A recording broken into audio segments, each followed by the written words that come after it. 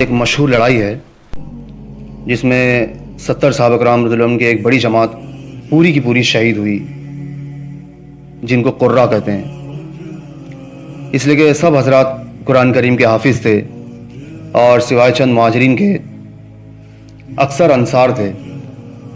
ہمارے آقا جناب محمد رسول اللہ صلی اللہ علیہ وسلم کو ان کے ساتھ بڑی محبت تھی، کیونکہ یہ حضرات رات کا اکثر حصہ ذکر و تلاوت میں گزارتے تھے اور دن کو آقا کی بیویوں کے یعنی ہماری ماؤں کے گھروں کی ضروریات، لکڑی، پانی وغیرہ پہنچایا کرتے تھے۔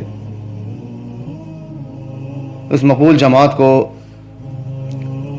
نجد کا رہنے والا قوم بنی عامر کا ایک شخص جس کا نام عامر بن مالک اور کنیت ابو برہ تھی، اپنے ساتھ اپنی پناہ میں تبلیغ اور وعظ کے نام سے لے گیا تھا۔ ہمارے آقا صلی اللہ علیہ وسلم نے ارشاد بھی فرمایا کہ مجھے اندیشہ ہے، مجھے ڈر ہے کہ میرے صحابہ کو مضرت نہ پہنچے، مگر اس شخص نے بہت زیادہ اطمینان دلایا۔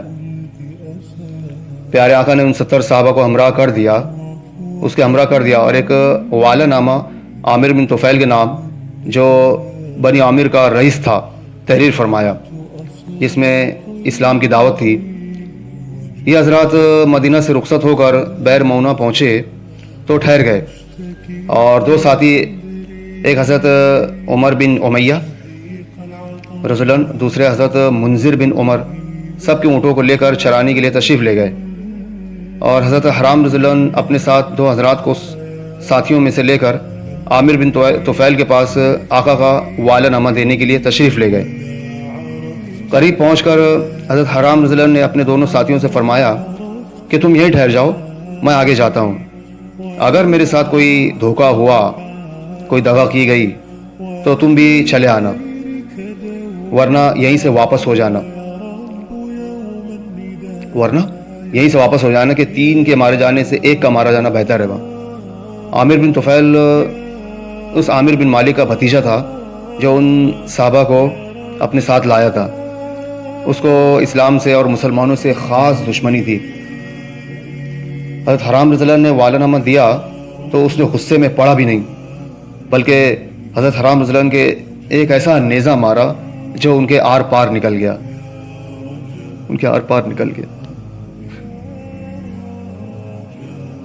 حضرت حرام فزت ورب الکعبہ، رب کعبہ کی قسم میں تو کامیاب ہو گیا کہہ کر جاں بحق ہو گئے۔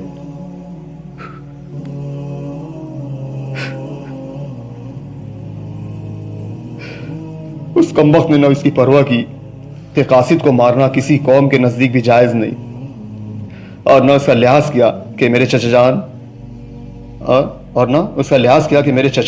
ان حضرات کو اپنی پناہ میں لایا ہے۔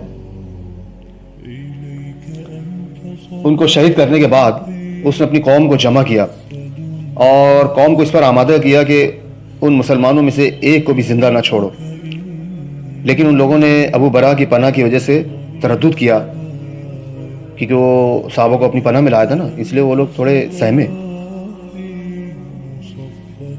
تو ان لوگوں نے تردد کیا تو اس نے آس پاس کے اور لوگوں کو جمع کیا اور بہت بڑی جماعت کے ساتھ ان 70 صحابہ رضی اللہ عنہ کا مقابلہ کیا۔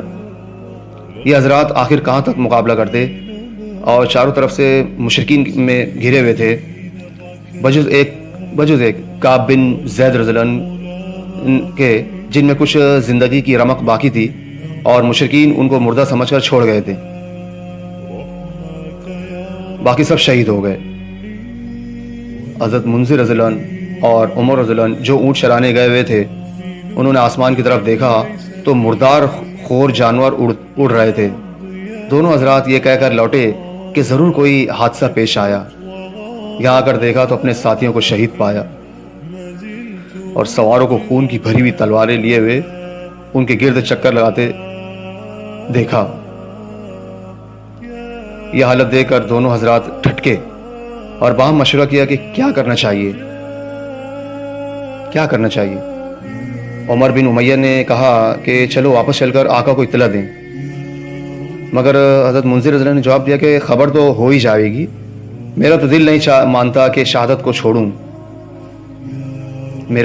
دل نہیں مانتا کہ شہادت کو چھوڑوں اور اس جگہ سے چلا جاؤں جہاں ہمارے دوست پڑے سو رہے ہیں.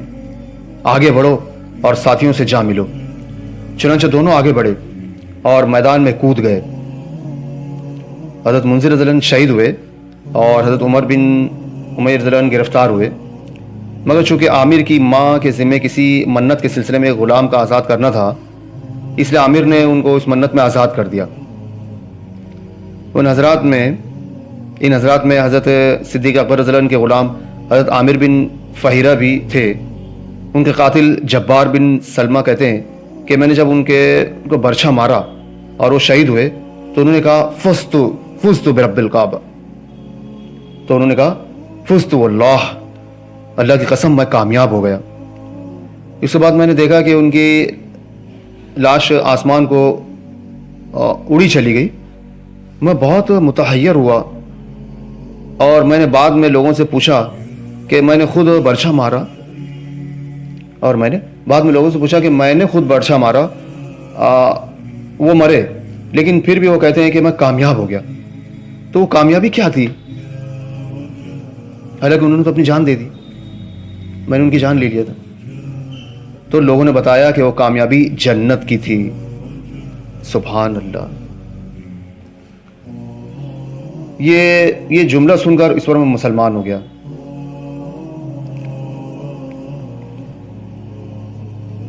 سنا آپ لوگوں نے میرے ویورز، یہی ہیں وہ لوگ جن پر اسلام کو بجا طور پر فخر ہے.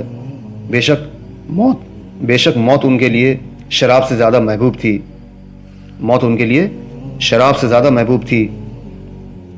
اور کیوں نہ ہوتی جب دنیا میں کام ہی ایسے کرتے تھے، وہ کام ہی ایسے کیے تھے جن پر اللہ پاک کے یہاں کی سرخری یقینی تھی. اسی لیے جو مرتا تھا وہ کامیاب ہوتا تھا. اللہ پاک ہمیں بھی صحابہ کی طرح جذبہ عطا فرمائے، حوصلہ عطا فرمائے،